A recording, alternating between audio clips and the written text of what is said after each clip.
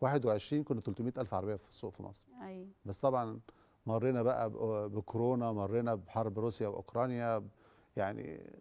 يعني تنصح الناس تشتري عربيات دلوقتي ولا لا؟ هتنزل طبعا. اكتر لا اصل الاسعار؟ اقول لحضرتك حاجه، تنزل وتطلع دي اللي يقول لحضرتك انها في توقعات لسعر الدولار واليورو اللي هو ده العصب الرئيسي طبعا. في تكلفه اي منتج يعني مستورد طبعا. او مكونات. ما حضرتك احنا بنكون من 40 ل 45 انتاج محلي، ايوه. و60% تقريبا مستورد.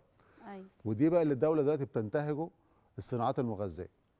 الصناعات المغذيه دي بقى العصب الرئيسي اللي هو قوام التجميع المحلي ونجاح العربيه المصريه.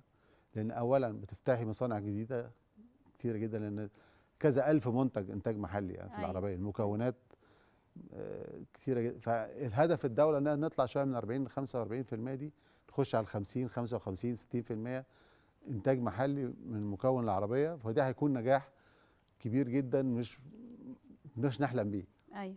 فلو وصلنا ل 60% مثلا السنه الجايه او في خلال سنتين ثلاثه خطه الدوله، هيكون نجاح يحسب لوزاره الصناعه.